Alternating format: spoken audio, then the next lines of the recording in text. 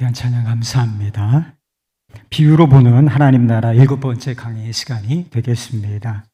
아프리카 어느 부족을 거느리고 있는 추장이 질병에 걸렸습니다. 병에 걸려서 자기 생명이 얼마 남지 않았다는 사실을 깨닫고 아들 셋이 있었는데 아들 셋을 자기 곁으로 불러 모았어요. 그리고 이 세 아들에게 한 가지 과제를 주었습니다. 얘들아, 우리가 살고 있는 이곳에서 멀리 바라다 보이는 저 산이 있지 않느냐? 너희들은 그 산에 올라가 가장 소중하다고 생각하는 것 한 가지씩을 갖고 오너라. 세 아들들이 아버지의 명을 받았으니까 아침 일찍 산으로 출발하였습니다. 그리고 해질 무렵이 되어서 다시 집으로 돌아왔어요. 그래서 아버지가 큰아들에게 먼저 물었습니다. 너는 무엇을 가지고 왔느냐? 네, 아버지, 저는 산에서 아주 신기한 돌을 발견하고 그것을 가져왔습니다. 그래, 그거 참 신기하게 생겼구나. 아버지는 둘째 아들에게 물었습니다. 너는 도대체 무엇을 발견하였느냐? 네, 저는 이 평지에서는 볼 수 없는 신기한 식물을 발견하고 그것을 가져왔습니다. 아버지는 그 신기하게 생긴 식물을 받았어요. 그리고 마지막 막내에게 아버지가 너는 그렇다면 무엇을 발견하였느냐라고 물었어요. 이 셋째 아들은 대단히 조심스러운 태도로 아버지에게 대답했습니다. 아버지, 저는 저는 형들처럼 무엇을 찾지는 못했습니다.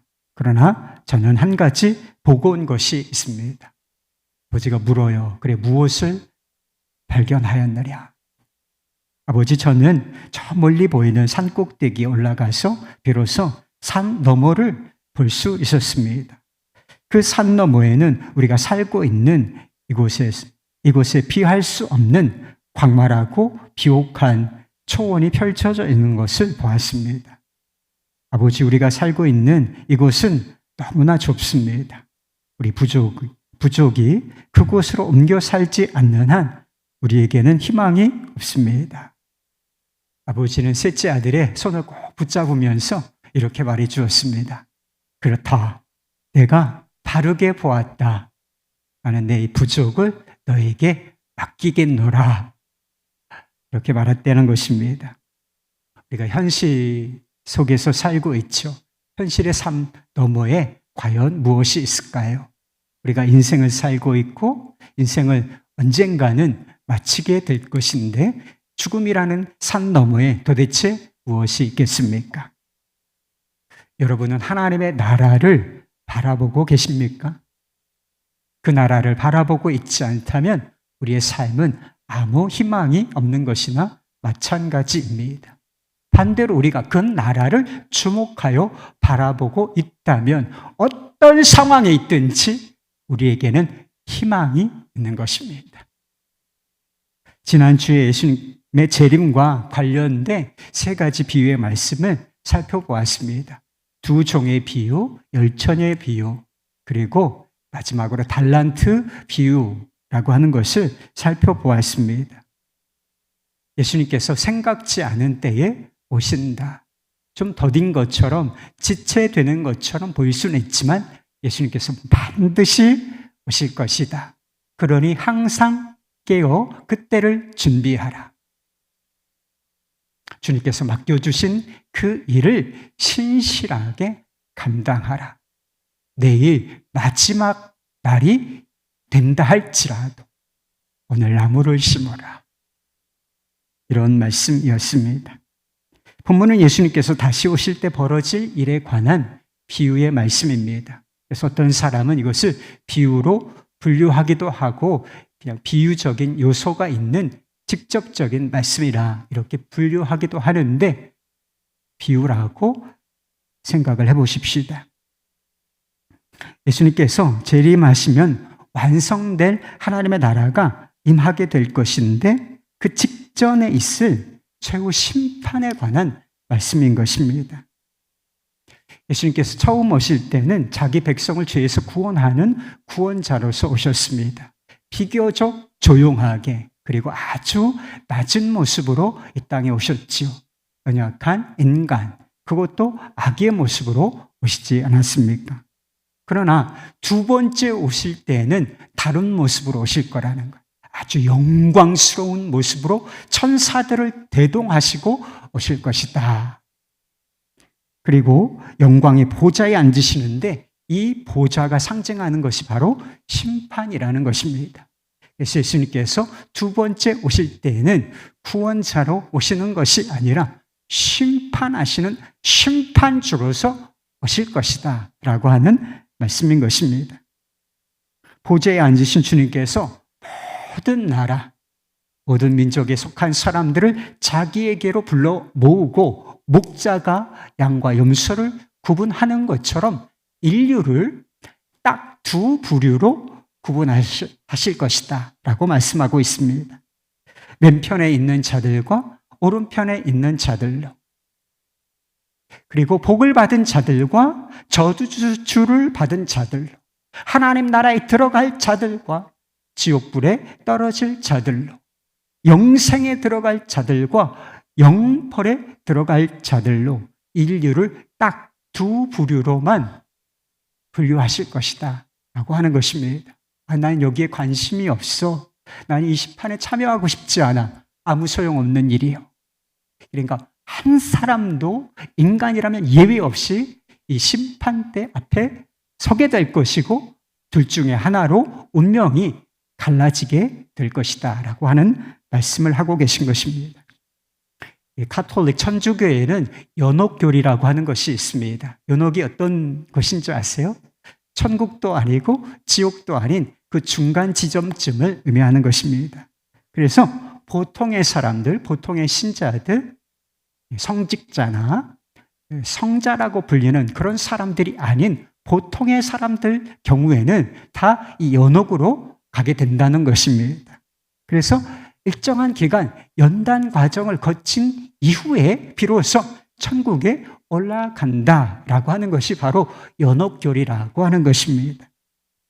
그러나 본문 말씀이 분명하게 밝혀주는 것은 이 중간지대, 연옥 같은 것은 존재하지 않는다는 사실입니다. 오른편 아니면 왼편, 천국 아니면 지옥, 영생 아니면 영벌, 이쪽으로 극단적이죠? 극단적인 상황 가운데로 이렇게 운명이 갈라지게 될 것이다 하는 것입니다. 그리고 한 번 구분된 이 상태가 영원히 지속될 것이다 라고 하는 사실도 알 수가 있습니다. 영원한이라고 하는 단어가 나오지 않아요. 그냥 끝이 없이 이 상태, 한 번 구분된 상태가 계속된다는 거예요. 영생, 영벌이라고 하는 단어가 나오지 않습니까? 그래서 왼편에서 오른편으로, 지옥에서 하나님 나라로 옮겨질 기회가 주어질 것인가? 단 한 번이라도 그런 일은 없다는 것입니다. 그 상태, 그것이 영원히 계속될 것임을 의미하는 것입니다. 여러분은 마지막 심판대 앞에 서실 준비가 되셨습니까? 우리 삶에 중요한 것이 많이 있는 것처럼 보이죠. 현실적인 문제들, 먹고 사는 문제를 비롯해서 대단히 중대한 문제가 많은 것처럼 여겨지기도 합니다. 그러나 이 문제보다 중대한 문제는 우리 인생 가운데 전혀 존재하지 않는다는 사실인 것입니다. 우리가 무슨 시험을 치른다 한들 이것보다 중요하겠습니까? 우리가 무엇이 되고 어디에 간다 한들 이것보다 더 중대한 문제라고 말할 수 있겠습니까? 우리가 심판대 앞에 당당하게 설 준비가 되지 않았다면 우리가 무엇이 되고 무엇을 얻었든지 아무것도 된 게 아니에요. 아무것도 잘 돼 있는 것이 아니라는 사실인 것입니다. 그렇다면 예수님께서 양과 염소, 오른편에 있을 자들과 왼편에 있을 자들을 구분하시는 이 기준, 심판의 기준은 무엇일까요? 예수님께서는 오른편에 있는 사람들이 하나님 나라를 상속받게 될 이유, 그 이유에 대해서 이렇게 말씀해 주셨습니다. 35절, 36절 말씀. 내가 줄일 때 너희가 먹을 것을 주었고 목마를 때에 마시게 하였고 나그네 되었을 때에 영접하였고 헐벗었을 때에 옷을 입혔고 병들었을 때에 돌보았고 옥에 갇혔을 때 와서 보았느니라. 주님 자신을 아주 잘 섬겼다 이렇게 말씀하시는 것이지요.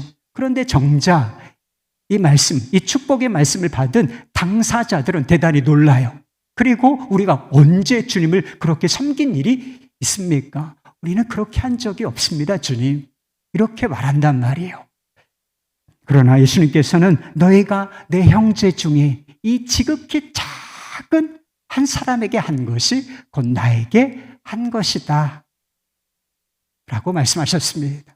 그리고 반대편에 있는 사람들에게는 너희들이 그 일을 하지 않았기 때문에 지옥불에 들어가야 할 것이다. 이렇게 말씀하셨지요. 구원과 심판의 기준이 선한 행위, 어떤 일을 했느냐, 여기에 있는 것처럼 보이는 말씀입니다. 그리고 우리가 어떻게 구원받는다고 알고 있습니까? 오직 은혜로, 믿음으로 구원을 받는다라고 알고 있지 않습니까? 그런데 예수님께서는 정작 다른 말씀을 하고 계시는 것처럼 보인다는 것이지요.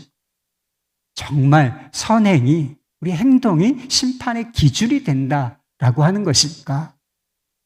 그렇지가 않습니다. 선을 행함으로 구원을 받을 수 있다면 도대체 예수님 자신은 왜 이 땅에 오신 거예요? 자기 백성을 구원할 자로 오셨다라고 했는데 왜 이 땅에 오신 것입니까?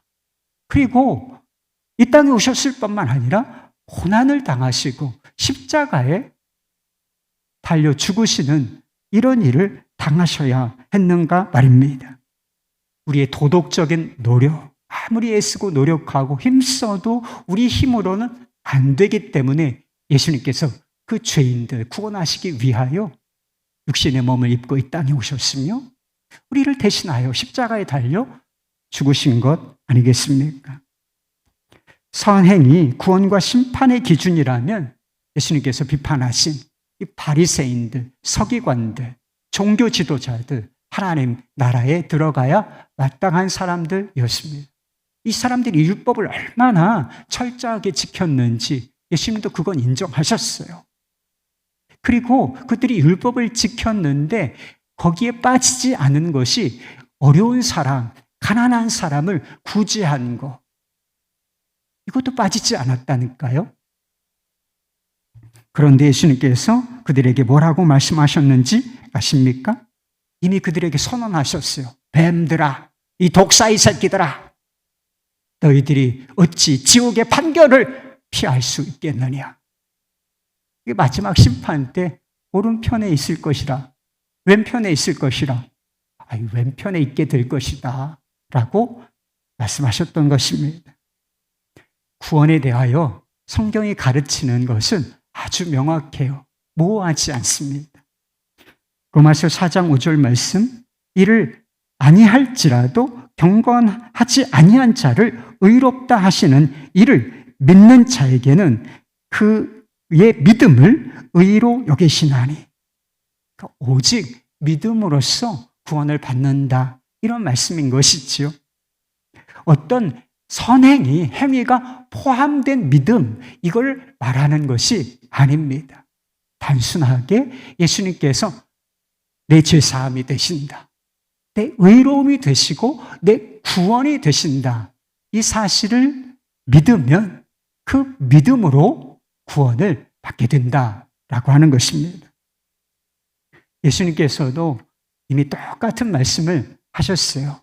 이 성경 66권의 핵심이 된다 라고 하는 말씀 아시지요? 요한복음 3장 16절 말씀, 하나님이 세상을 이처럼 사랑하사 독생자를 주셨으니 이는 저를 믿는 자마다, 이는 저를 믿는 자마다 멸망하지 아니하고 영생을 얻을 것입니다. 믿음에 대해서 얘기하셨단 말이에요.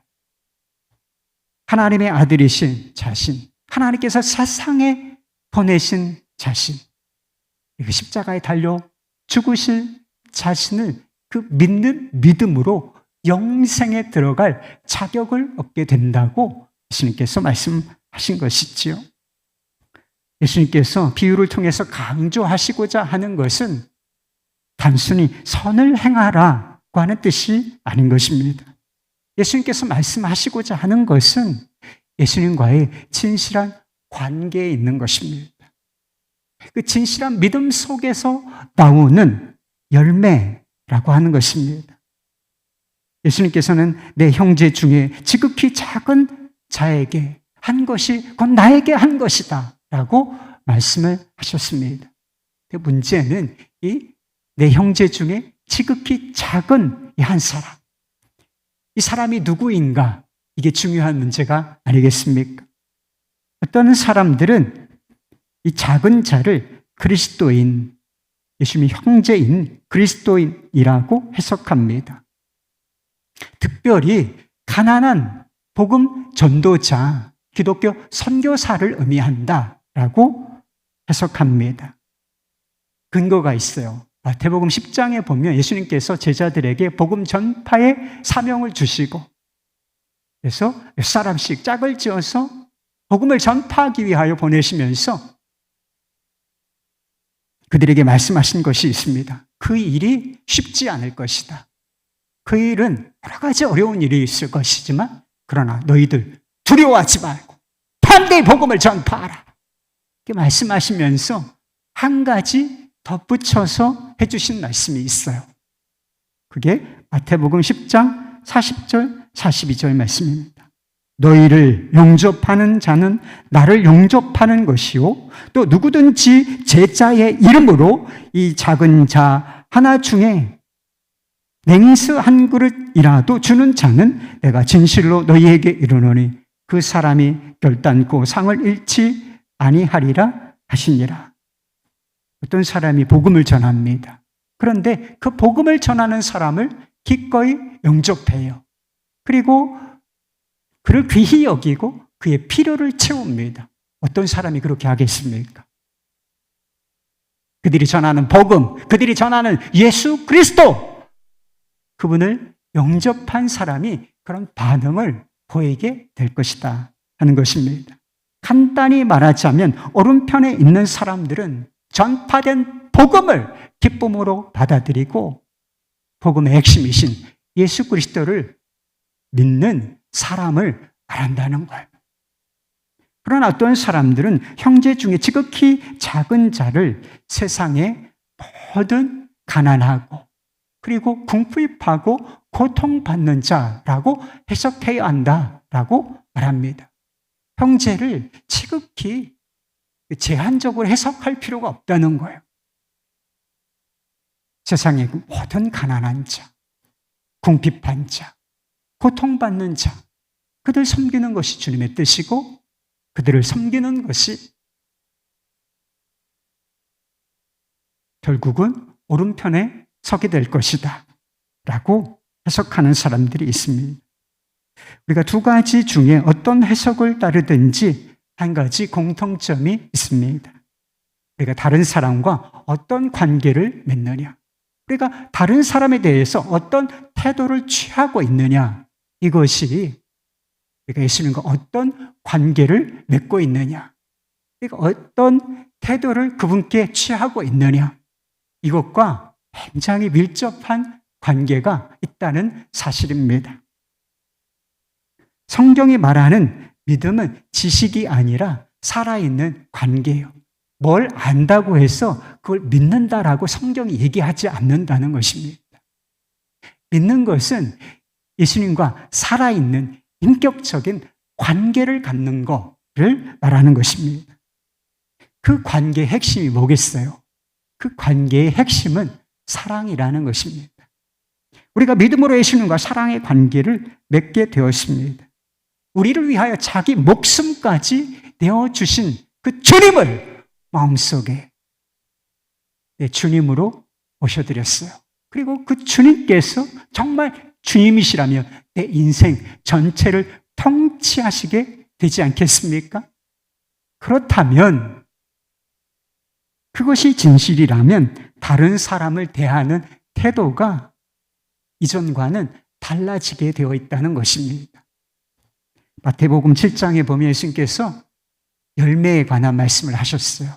열매를 보고 그 나무의 본질을 알 수가 있을 것이다.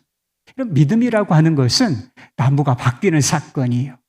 우리의 본질이 바뀌어지는 사건을 말하는 것입니다. 마귀에게 속해 있던 사람들이, 죄 가운데 있던 사람들이 오직 예수께서 하신 일로 말미암아 하나님께 속한 자로 변화여지는 사건, 이게 믿는다는 뜻이에요.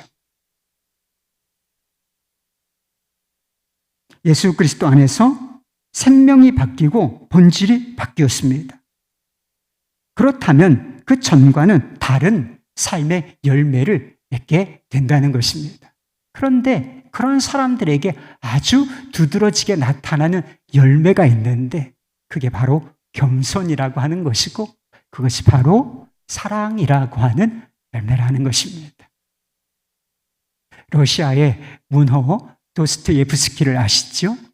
그분이 죽기 전에 사실은 미완이라고 하는데 완결된 작품처럼 아주 훌륭한 작품 하나를 남기셨는데 까라마조프가의 형제들이라고 하는 소설입니다. 이 소설에 보면 양파 한 뿌리에 관한 이야기가 나옵니다.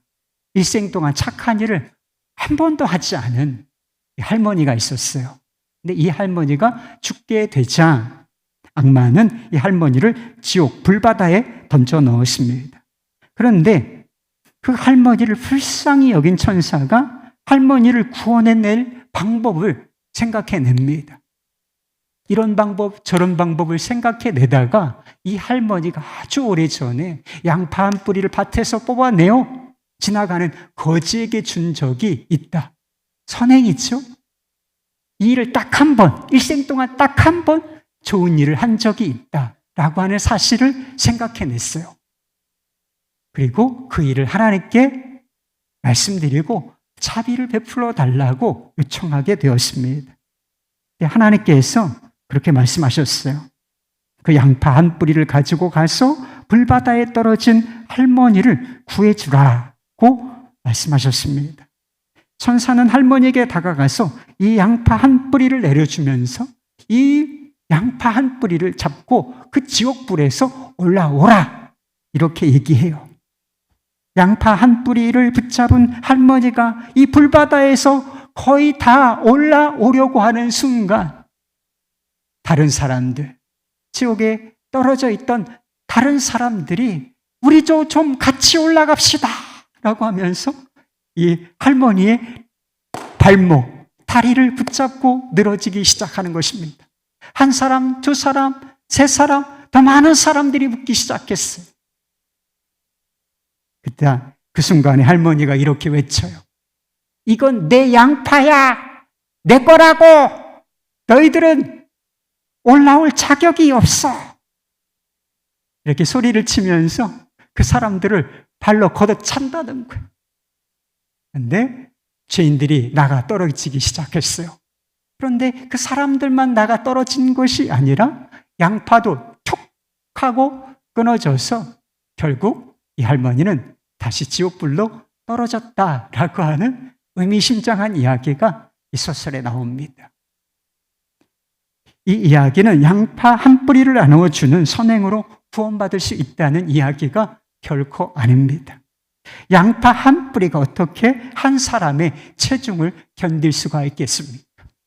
불가능한 일이지. 이 도스토옙스키가 말하고자 한 것은 죄가 무엇이냐, 도대체 지옥이라고 하는 것은 어떤 곳이냐라고 하는 점을 말하고 싶었던 것입니다. 여러분, 죄가 뭐죠? 여러분, 죄가 뭐예요? 이건 내 양파야. 너희들은 자격이 없다고.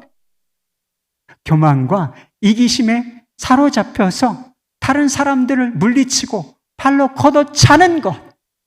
전문 용어로 표현하면 단절. 이게 죄의 본질이라는 것입니다. 그리고 이 단절이 우리가 알고 있는 온갖 문제들과 그리고 윤리적인 죄들이 있지 않습니까? 그 죄들의 원인이 된다라고 하는 거예요. 그럼 지옥은 어떤 곳이지요? 서로를 향하여 완전히 단절되어 있는 것. 더 이상 아무도 사랑할 수 없는 고통 가운데 있는 것. 이것을 바로 지옥이라고 말하는 것입니다. 이런 지옥에 가면 어떤 일이 있을까? 이것도 있고 저것도 있을지는 몰라요. 그러나 단 하나도 발견할 수 없는 것이 있다면 그게 바로 타인에 대한 배려, 이타심, 사랑, 이건 없다는 거예요. 그런데 우리가 다른 사람을 이렇게 걷어차는 이유가 있다는 사실을 아십니까? 생명의 근원이시고 사랑의 근원이신 하나님으로부터 단절되어 있기 때문인 것입니다. 이 근원적인 단절이 다른 사람들과의 단절을 낳고 이 세상을, 우리의 삶을 사랑 없는 지옥으로 만든다는 것입니다. 그리고 결국은 영원한 지옥에 떨어지게 만든다는 거예요. 예수님은 이 단절을 잇는 다리입니다. 십자가는 죄로 말미암아 하나님과 우리 사이가 이렇게 멀어져 있고 끊어져 있는 상황 가운데 있는데 이 단절을 잇는 유일한 다리, 사랑의 다리인 것입니다. 하나님과의 관계가 예수님으로 말미암아 이어지면 연쇄적으로 나타나는 현상이 있는데 그것이 바로 다른 사람들과의 관계가 이어지기 시작한다는 거예요. 이 땅에 있을 때도 완벽하지 않지만 다른 사람들과의 관계가 점점 안으로 이어지기 시작한다라고 하는 것입니다. 혹시 무엇인가 손에 쥐고서 이건 내 양파야, 내 거라고, 너희들은 자격이 없어 라고 외치고 계시지 않습니까? 이기심에 사로잡혀서 다른 사람을 물리치고 걷어차고 계시지 않습니까? 다른 사람의 마음, 다른 사람의 고통, 다른 사람의 상처, 다른 사람들의 필요와 단절된 삶을 살고 계시지 않습니까? 선행이 무엇인지 모르기 때문이 아닌 것입니다. 의지가 없기 때문도 아닌 것입니다. 이 모든 단절을 이어주시는 예수님, 그 다리가 존재하지 않기 때문인 것입니다. 41절 말씀에 보면 예수님께서 왼편에 있는 자들에게 나를 떠나라 이렇게 말씀하셔요. 나를 떠나라. 자신으로부터 사람들을 억지로 분리시키시는 것처럼 보입니다. 최종적으로는 그런 분리가 일어날 것이 분명합니다. 그러나 그들이 이런 명령을 듣게 된 것은 그들이 이 땅에서 살 때에 스스로 예수님을 떠나 살고 있었기 때문인 것입니다. 불신자들만의 문제가 아닙니다. 예수님을 믿는다고 하지만 얼마든지 예수님을 떠나서 살 수가 있습니다. 주여 주여 한다고 될 것 같습니까? 주여 주여 한다고 할지라도 얼마든지 예수님과 관계없는 삶을 살 수가 있다는 거예요. 그리고 심판대 앞에 서게 되는 일이 불행하지만 일어날 것이다 라고 하는 것입니다. 다른 사람과 관계없이 사는 것,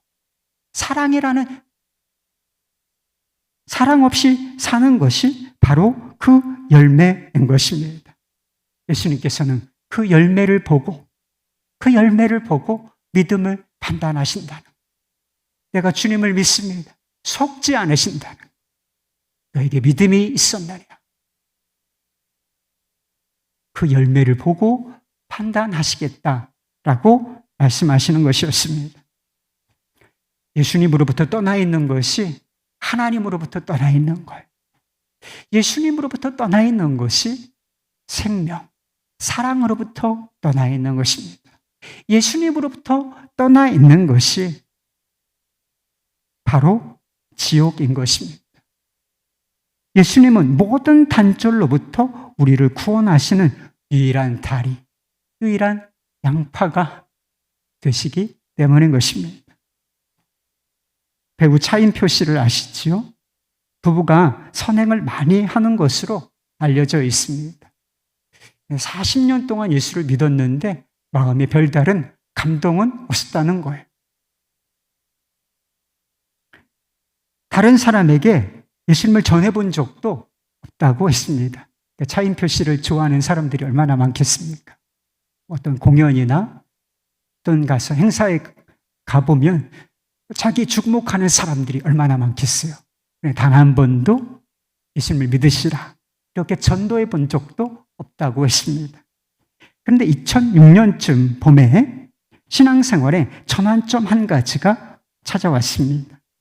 갑작스럽게 인도의 콜카타라고 하는 지역으로 여행을 하게 되었다는 것입니다. 아내 시네라 씨가 그 어려운 가난한 지역을 돕는 단체 컴패션이라고 해요. 컴패션의 홍보 대사역을 맡았는데 원래는 이 아내 시네라 씨가 그 지역에 가서 아이들을 만나기로 되어 있었는데 불가피한 일이 생긴 거예요. 그래서 이 남편인 자신이 아내를 대신하여 그 가난한 지역에 사는 아이들을 만나러 가게 된 것이었습니다. 세상에서 가장 가난하고 보잘것없는 아이들을 만나러 가는 거예요. 그런데 차인표 씨는 비행기를 타고 가면서 1등석, 얼마나 비싸요 그게. 1등석 타고 갔다는 거예요.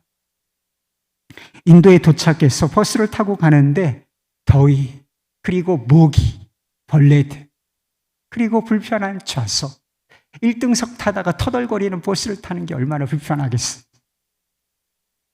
불평이 가득한 상태가 됐어요. 아휴 진짜 여기는 왜 와가지고 이 고생을 하는 거예요. 그렇게 불평하고 있을 때 인순하시는 목사님이 한 가지 부탁을 해왔습니다. 차인표 씨, 당신이 만나는 이 아이들은 전 세계에서 가장 가난한 나라의 아이들입니다. 돈도 없고 먹을 것도 없고 사랑도 받아보지 못한 가장 보잘것없는 아이들입니다. 이 아이들을 만나면 화가 나주세요. 고생했다고 위로해 주시고 사랑한다고 말해 주시고 너는 사랑받기 위해 태어난 사람이라고 위로해 주세요. 목사님이 부탁한 대로 해야 되지 않겠습니까? 그래서 까무잡잡하고 냄새가 나는 7살쯤 되는 남자아이의 손을 붙잡았다는 거예요. 그 준비한 멘트를 하려고 하는데 마음속에 주님의 음성이 들리기 시작했습니다. 인표야, 정말 수고 많았다. 내가 너를 오랫동안 기다려왔다. 얼마나 외로웠니? 얼마나 힘들었니? 내가 이제 너를 위로해 줄 것이다. 내가 너를 사랑한다. 너는 사랑받기 위해 이 세상에 태어났단다. 세상에서 가장 가난하고 보잘것없는 아이를 통해서 주님을 만난 것이었습니다. 그 이후로 예수님께서 살아계시다는 확고한 믿음이 생겼고 그 이후부터 이제 억지로 아니고 자원하는 마음으로 가난한 지역의 아이들을 돕는 일에 열심을 내고 애를 쓰고 있다는 것이었습니다. 그리고 수없이 많은 사람들 앞에서 대만인가요? 거기에서 예수 그리스도를 전파하시면서 예수 그리스도를 받아들이십시오. 주님께서 여러분들을 만나 주실 것입니다. 이렇게 담대하게 복음을 전하는 모습을 보았습니다. 차인표 씨가 아이들을 돕다가 예수님을 만난 것인가요? 아니면 예수님을 만나서 아이들을 돕게 된 것인가요? 이 겉으로 보면 좀 헷갈리는 면이 있지만 한 가지가 분명해요. 예수님을 만나고 예수님께서 살아계시다. 예수님께서 살아계시다. 이런 믿음을 갖게 된 이후에 형식적 아니고 진실하게 아이를 도울 수가 있게 되었다는 사실입니다. 내가 너를 사랑한다. 이 음성을 듣고 싶으십니까? 그렇다면 십자가를 바라보시기 바랍니다. 나도 좀 사랑이라는 열매를 맺어보고 싶다 생각하십니까? 예수님의 사랑 안에 거하시기를 바랍니다. 예수님은 결코 끊어지지 않는 양파 한 줄기이십니다. 그분을 믿는 믿음 안에 서서 절대로 이 줄은 끊어지지 않는, 이 다리는 절대로 끊어지지 않는다. 이 믿음 위에 서서 다른 사람들에게 마음을 내어주시고 다리도 붙잡으라. 다리도 내어주실 수 있는 여러분 되실 수 있기를 바랍니다. 우리 예수님을 진실하게 믿고 진실하게 사랑하는 우리 모두가 될 수 있기를 예수 그리스도 이름으로 축복합니다.